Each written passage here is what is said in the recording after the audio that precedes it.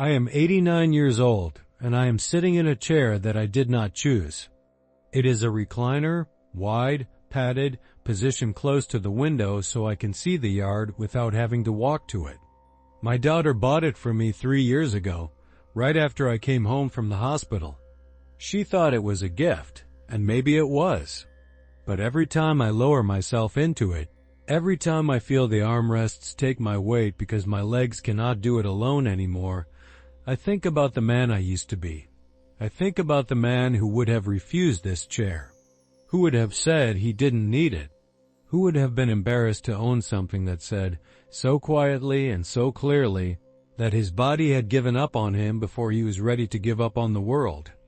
I had a cardiac arrest on the 14th of March. 3 years ago, I was 86 years old. I was standing in the kitchen, reaching for a glass on the second shelf, not even the high shelf, just the second one, and the world went sideways. My chest closed like a fist. My left arm became something that didn't belong to me. I remember the floor coming up to meet me, and I remember thinking, with complete clarity, that I had been an idiot my entire life. Not about money. Not about my marriage or my work or my choices. About this. About the body I had been given and what I had done with it for 86 years. They brought me back. The paramedics, the doctors, the machines, they brought me back. And the first thing I felt when I woke up in that hospital bed with tubes running in and out of me and a monitor beeping at my side was not gratitude. It was shame. A specific, targeted, devastating shame. The shame of a man who had spent his entire adult life being proud of his strength, and who had just discovered that strength had been a story he told himself while slowly destroying the engine that made it possible. If you are listening to me right now, if you have stayed with me this far, I want to ask you something before I go any further. Subscribe to this channel. Not because I need anything from you. Because what I am about to tell you is the kind of thing that took me 86 years to learn, and you might be 40 or 50 or 60, and you still have time to use it. Someone you love might need to hear this. Let them find it. Let this reach them before a hospital floor does. I was not always this man in the chair. I want you to understand that. I want you to understand it the way I understood it, which means you have to feel the distance between what I was and what I became, because without that distance, nothing I say will matter. When I was 34 years old, I worked construction. Not management, not supervision. I was on the site. Boots in the mud, carrying materials, pouring concrete, working 12 hours a day in the summer heat of Georgia without thinking twice about it. I weighed 190 pounds and not 1 pound of it was waste. My hands were the kind of hands that could open anything, carry anything, fix anything. My wife, Margaret, used to say I didn't walk into a room, I arrived. And she was right. I had that thing that some men have, that physical confidence that comes not from vanity, but from genuine capability. I knew what my body could do. I trusted it completely. And because I trusted it completely, I never once thought it needed anything from me in return. That was the mistake. That was the first and most expensive mistake of my entire life, and I made it for over 50 years without recognizing it as a mistake at all. I ate what was fast and what was filling. At 34, on a construction site, that meant white bread sandwiches with processed meat and mustard, eaten standing up in 10 minutes because there was work to do. It meant a large coffee with 3 sugars at 5 in the morning and another one at noon, and sometimes a third in the afternoon. It meant dinner was whatever Margaret put on the table, and she cooked the way her mother had cooked, the way everyone cooked in that part of the world at that time: meat, white rice, fried things, heavy things, things that sat in the stomach like ballast. I ate it all. I ate it fast. I ate it without thinking, because thinking about food was for people who had the time to be precious about things, and I was not that kind of man. I never had a vegetable that wasn't cooked into something else. I never ate a handful of walnuts in my life. I did not know what olive oil was until I was in my 60s, and when my daughter first brought a bottle of it into my house, I asked her what was wrong with the oil we already had. I did not eat fish unless it was fried. I did not eat leafy greens unless they were buried in butter and salt. Beets were something that came out of a can at Christmas. Oats were something you fed to horses. For 30 years, I ate this way and felt nothing wrong. That is the cruelest part of this story. The body does not give you a warning light like a car. It does not tell you when it is accumulating damage. It just keeps running and running and running, and you take that running as permission to keep doing what you're doing. I took it as proof that I was built differently, that I was the kind of man for whom the rules did not apply. I was 51 years old the first time a doctor told me my blood pressure was high. 158/94. He told me I should reduce sodium, reduce red meat, consider exercise beyond work. I nodded. I walked out. I stopped at the gas station on the way home and bought a bag of salted peanuts and a large soda, because I had just worked a 10-hour day and I had earned it, and besides I felt fine. I felt strong. A number on a machine was not going to tell me who I was. That is not stubbornness. I want to be honest with you about this. That was something deeper and more dangerous than stubbornness. That was a man who had built his entire identity around physical capability, and who could not afford, emotionally, psychologically, to believe that capability was being quietly dismantled from the inside. To accept the doctor's words would have been to accept that I was not who I thought I was. And I was not ready to do that. I would not be ready for another 35 years. I carried that blood pressure and everything it was doing to my arteries, to my heart, to my vessels for 3.5 decades. By the time I was 60, the number was 171/98 on a bad day. I was on medication, yes, but medication without change is just delay. It is paying the minimum balance on a debt that keeps growing. I took the pill every morning and then ate the same breakfast I had always eaten, eggs fried in too much oil, white toast, butter, the bitter black coffee, and I told myself the pill was handling it. If you felt that, if you've ever taken a medication and used it as permission to keep doing the thing that made the medication necessary, then you know exactly what I'm talking about. And I want you to press that like button right now, because I need to know this is reaching someone. I need to know I'm not saying all of this into silence. Press it. Because what I did for those decades is exactly what most people sitting where you are sitting are doing right now. And someone has to say it clearly enough that it actually lands. Margaret died in 2009. She was 74 years old, and she went quietly in her sleep, which is either a mercy or a cruelty depending on the day you ask me. We had been married for 47 years. After she was gone, I was alone in that house for the first time in my adult life, and I ate worse than I ever had. Not out of grief, or not only out of grief, out of complete indifference. I did not see the point of cooking for one. I ate from cans. I ate crackers with peanut butter standing at the kitchen counter. I ate deli meat straight from the package. I drank more coffee. I stopped moving as much because the site work was long behind me and the yard and the house no longer felt like mine to take care of. They felt like Margaret's, and she was gone. For 6 years, from 2009 to 2015, I lived like a man who had decided, without ever saying it out loud, that the rest of his life was just a formality. I was 70, then 71, 72.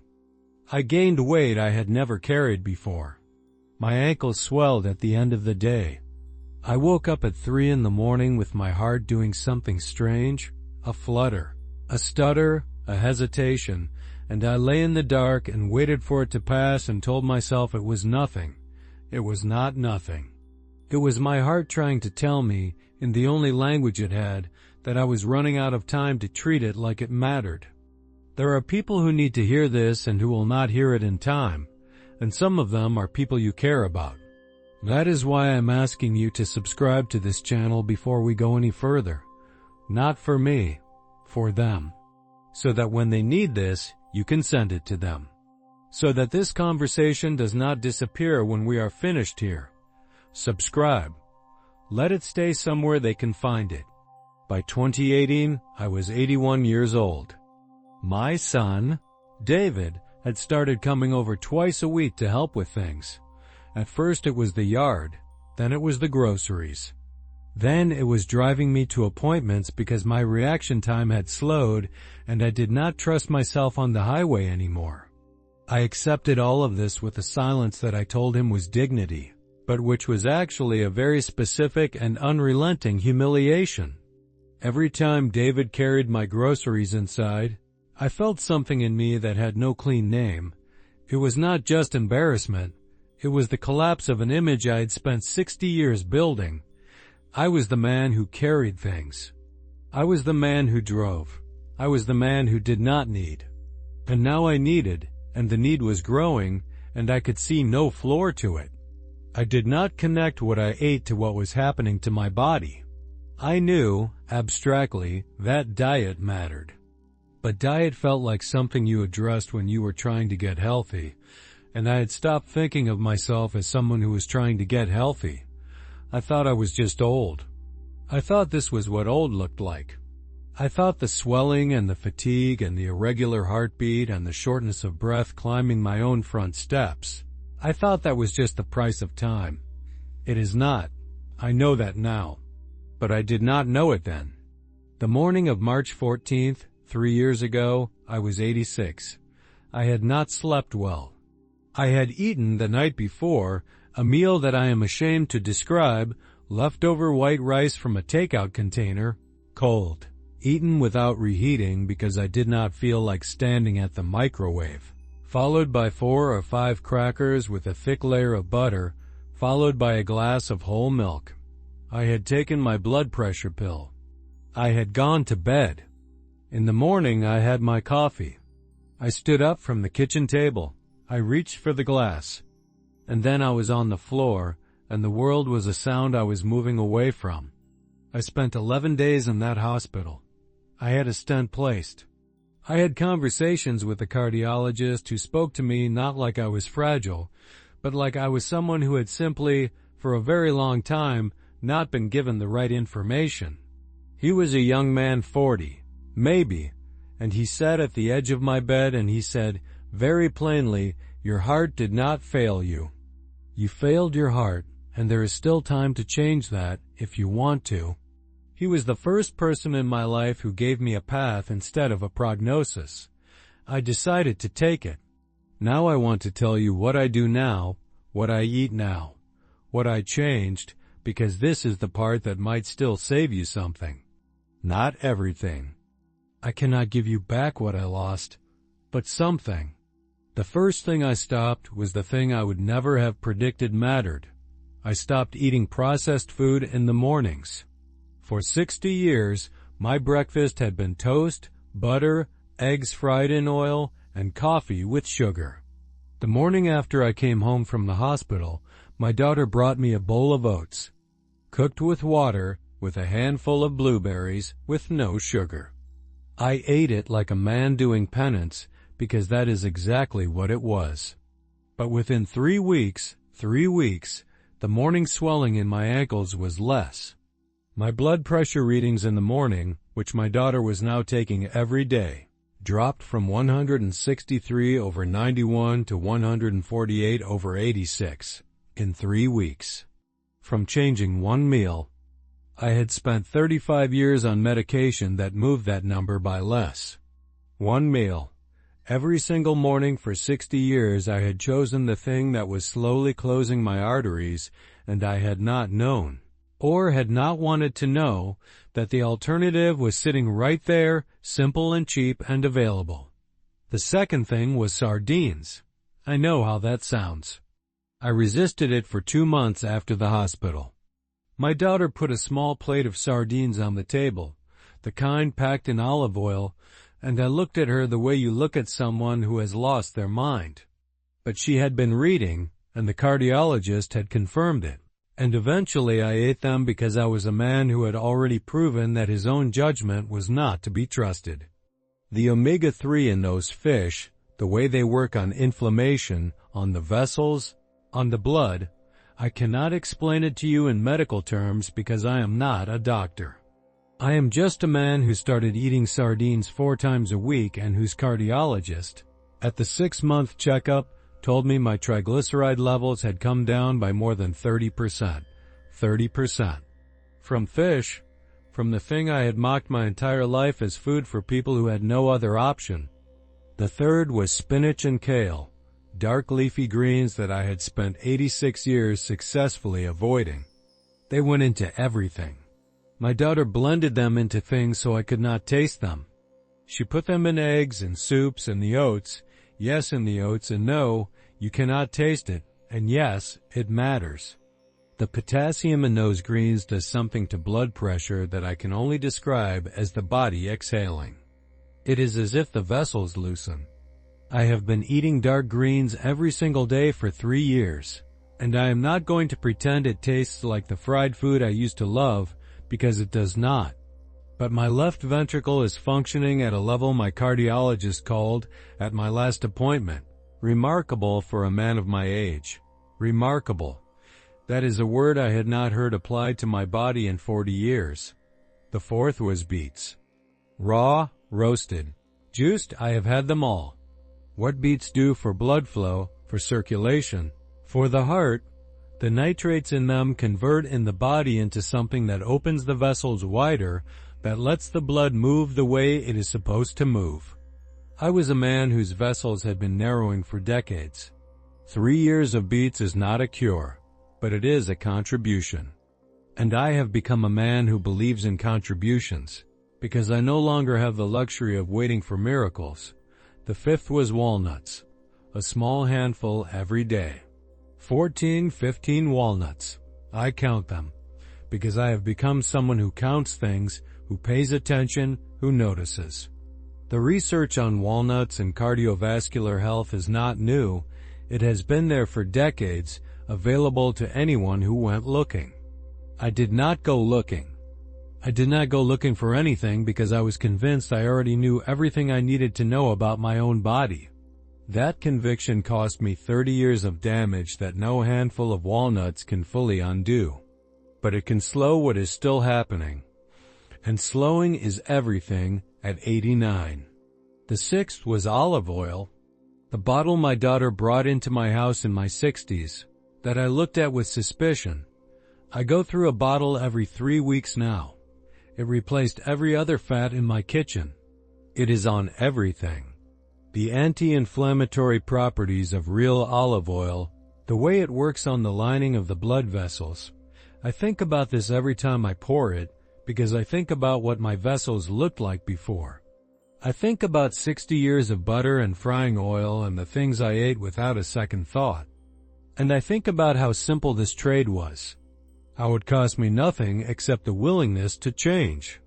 If something I've said is sitting in you right now, if you're thinking about your father, or your husband, or yourself, give this video a like. That is how I'll know these words went somewhere. That is how I'll know I spent 3 years getting strong enough to sit here and talk, and it wasn't for an empty room. Now let me tell you what I would do if I were you.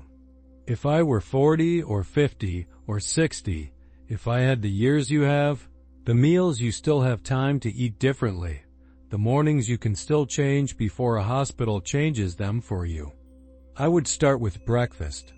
I would remove the toast and the processed meat and the oil and the sugar from my morning, and I would replace them with oats and fruit and a handful of walnuts. Not because it is more pleasurable, because it is a decision made by someone who understands that the body is not a tool. It is the only home you will ever live in, and you do not get to move out. I would eat fatty fish 3 times a week. Not fried, not breaded. Sardines, salmon, mackerel. The real thing, the whole thing. The thing with all its fat intact. Because that fat is medicine that I spent 86 years rejecting in favor of things that were slowly sealing my arteries shut. I would put dark greens on my plate every single day. Not as a side dish, not as an afterthought, not hidden in something else. Front and center, respected. Eaten with the understanding that the potassium and the folate and the magnesium in those leaves are doing things for my heart and my vessels and my blood that no pill ever did as efficiently or as completely. I would eat beets. I would roast them on Sundays and eat them through the week. I would take seriously the idea that what I put in my body changes what my body can do, not as a philosophy, not as a diet, but as a daily practice of not being at war with the only physical life I have. I would use olive oil every day, without exception.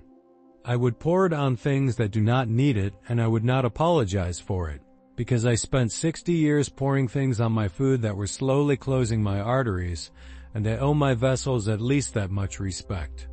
And I would stop waiting to feel sick before I took any of this seriously. That is the thing I would undo if I could undo anything. Not the fried food, not the sugary coffee, not the years of processed meat at a construction site. I would undo the certainty that I had time. The certainty that my strength was protection. The certainty that the body that had served me so well for so long was too loyal to ever really betray me. It betrayed me on a kitchen floor at 86 years old while I was reaching for a glass. And the worst part, the part that I carry with me in this chair by this window every single day, is that it was not a betrayal at all. It was a consequence. Decades and decades of consequences arriving all at once. I have been given something I did not expect. I have been given 3 years since that floor. 3 years of oats and sardines and spinach and beets and walnuts and olive oil. 3 years of blood pressure readings that my cardiologist looks at with something other than alarm. 3 years of walking to the end of my block and back. Slowly? Yes. With a cane? Yes. But walking, which is more than I expected to be doing when I woke up in that hospital bed. My heart is damaged. Let me be honest with you about that. The cardiac arrest left marks that no food and no change will erase. But damaged is not finished. And that is what I learned at 86 on a kitchen floor, that damaged is not finished if you are willing to stop doing the things that were finishing you. I am tired now. My chest is a weight I carry every hour of every day. And this chair by this window is where I spend most of my time, and I do not have many more years left to spend anywhere. But I have these words, and I have whatever time it took you to listen to them. And I am spending both of those things on you, on the hope that you will not need a kitchen floor to teach you what I spent my entire life refusing to learn. My body carried me for 86 years while I gave it almost nothing in return. It carried concrete and lumber and grief and stubbornness and 6 decades of wrong food, and it kept going, and then it stopped. And the stopping was my fault. Not bad luck, not genetics, not age, my fault. Made of choices I made every day for 60 years, choices that felt like nothing because each one was so small, and none of them felt like the choice that would put me on a floor. Every choice you make about what you eat is a vote about what your body will be able to do in 20 years. I did not know that. I did not want to know it. I am asking you to know it now, while you still have 20 years to vote. Go. Put something good in front of you and eat it. Not tomorrow. Today. Not because you are sick, because you are not sick yet, and that is exactly the moment to act. I am tired now. My time in this chair is almost done for today, and my time on this earth is shorter than I would like. But yours is not. Yours is still long. If you treat it like it matters, I did not. Go and do better than I did, please.